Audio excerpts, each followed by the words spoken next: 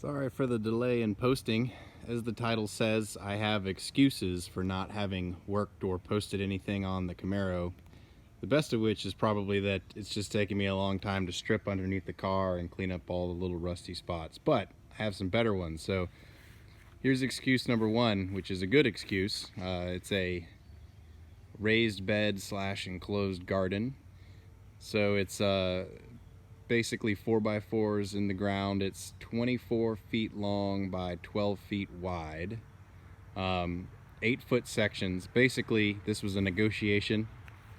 It was originally planning on being a lot larger than this, but what the negotiation was is that I built it so that I can always add an 8-foot section on this end and an 8-foot section on that end by just taking off the ends and adding on. So all of the boards that make the raised beds are non-treated, and they're stained in some stain that is not supposed to be toxic. The rest of the wood is treated, but it's been stained to kind of make it look like cedar. And then you can see here what I had for this solution. It's completely enclosed. It's from critterfence.com. It's 1-inch galvanized and then dipped in PVC coating or something like that, and it seems to be pretty good. This is a roll of I believe it's 100 feet by 6 feet, so I made my opening here exactly 6 feet so it fits right in. Worked pretty well. And then you can see here my solution for the door is being closed on the ends is just to get some barn door hardware, some more of the industrial style barn door hardware, not like the fancy stuff you use in townhomes to make bathrooms doors. You can get this at Tractor Supply or Lowe's. It was about half the price at Lowe's, but they didn't have the material in stock. So I guess if you want it now, Tractor Supply, but it'll cost you double. And then actually these doors slide apart. So see if I can. They slide apart, and the idea was that it goes all the way through. So there's doors at the other end. The passageway in the middle is 6 feet wide, and the beds are 3 feet wide. What basically this means is that I can fit the golf cart or the tractor down the middle, so we can have good access. Kenzie's gone ahead and started planning some things, and then let's see what else. Oh yeah, these corner bits, you can buy structural L brackets from Lowe's for like $3 or $4 a piece, or you can go on Amazon, and these are just cheap floating shelf hangers. So if you look for right angles to mount shelves against a wall, I think I got them all for I needed what, 32 of them. No, that's not right. I needed 16 of them, and this was definitely cheap, and they have the look. So there's your tip right there. I think it was like $20 for all of them, or $30 or something like that. It would cost like 80 or 90 if I had bought the actual structural L's, and these look better. So as I was saying, the passageway is so you can get a golf cart down here. Kenzie's got some rubber mulch down here she's trying out. I think she's going to order some more. It will help keep the weeds down. And then she's kind of got some soaker hoses in here that are in here temporarily that run over to the barn. There'll be a more permanent drip irrigation system, and I suppose I've just got to go ahead and trench the pipe over so I don't have to move the hose every time I want to mow the grass. But anyways, I think it turned out pretty well. There's the netting on the top as well. So these are 2x6 by 12s. 2x6 by 12s. Yep. All right, on to the next one. Excuse, which is a bad decision. Excuse number 2, bad decision number 1. This is a 1977 Honda Goldwing GL1000. So they first started making them in '75, I believe. The first few years, I think through like '79, they were naked. So for those of you that didn't recognize it because it didn't have all the sorts of bags and fairings on it, this is a Goldwing. As the name might suggest, it is a 1000cc. It's got the flat 4 independent carburetors and everything like that. So why did I buy this? Well, this was on the short list for the next bike project. Either this or a Harley Sportster. Either of those are going to get turned into a cafe racer project, and that one's going to be all out. So that'll be a project on the channel at some point. But But this GL1000 kind of came available by somebody I knew who had bought it themselves. They had gotten it to run, and it was a price I couldn't refuse, so I went up and grabbed it. It's pretty stock. It's got a nice seat on the back. That's going to be gone because I'm going to redo it. Seems to run. The brakes aren't working right now, so I'll try to bleed them and just give it a ride or two just to see if there's anything wrong with the gearbox or the engine feels off or something like that before I strip it all apart.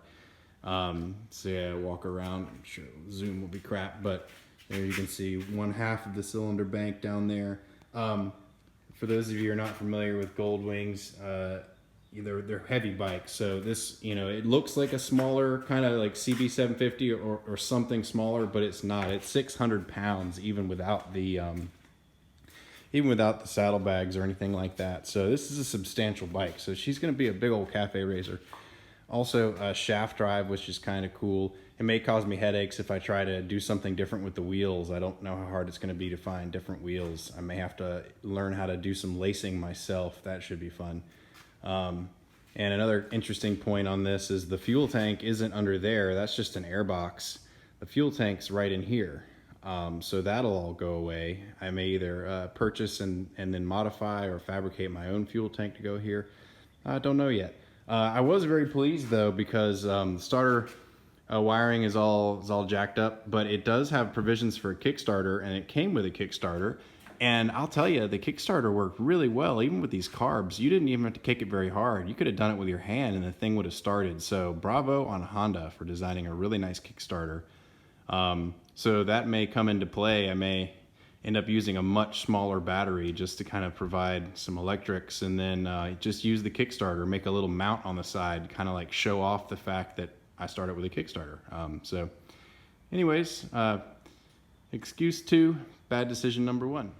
All right, here's excuse 3, infrastructure project number 2, and it's this parking area. So essentially I have parking down beside the barn, but it only comes halfway back.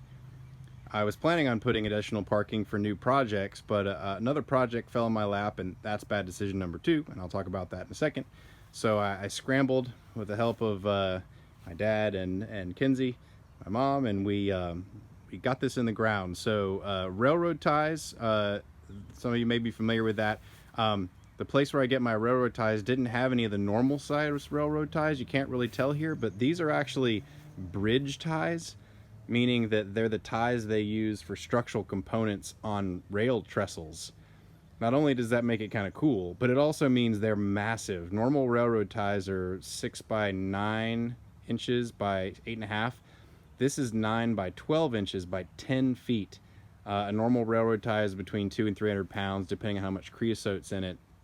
And these are 700 pounds. So I had to use the tractor to drag them out of the truck and get them into place.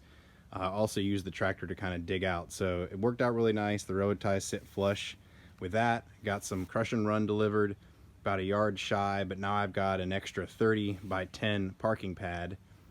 And as you probably have started to notice, there's a trailer, not mine, borrowing it from a friend. Super nice trailer. Thanks, Phil. But the reason why I had to rush to put the parking pad in and why I had to borrow the friend's trailer is because of bad decision number 2, which is a 1979 4x4 F250. And as you might be able to tell, it is in rough condition. So I'm not going to get into the details of this just yet because that'll be a whole nother project. But why would I take on this, drop everything I'm doing, drive 6 hours to North Carolina to get this truck? Well, this was my uncle's truck. So this is what the truck I grew up in riding around down in North Carolina. And so I have fond memories. Now it's a little bit worse shape than it was. It ended up sitting in the woods for about 15 years. And some friends of the family were able to get it out of the woods for me so I could get it back up here. But as you can tell, basically I'm going to have to call up NPD or Classic Industries or somebody like that and just say, send me one of everything you have because it is looking a little rough. Like I said, I'm not going to get too much in the details because this will be a whole nother project, but just showing you what I mean by rough. That is the majority of a 400M, which is the original numbers matching 400M. One of the heads apparently was taken off at one point and put on my grandfather's truck, so that's long gone. But I do have a 460 that had been rebuilt at one point sitting in the barn ready to go in. So actually it probably needs to be torn down because it's been sitting so long. So this will be showing up sometime in the future, hopefully after I get the Camaro back up and running. So apologies for those of you who are waiting for Camaro videos. I'll get back on that before too long. Alright, so as you can see, I've got my project set out ahead of me. I'm going to try to push and get the Camaro at least back on the road before I start any of the other two projects. That F-250 is going to be a long one, so but it's definitely a sentimental one, so it'll get done at some point. And eventually when that 250 gets up and running, I can go ahead and retire Clifford, the big red truck here. But I think that'll take a little while. For now, he's doing pretty good. So thanks for hanging in. Try to get another Camaro video up before too long.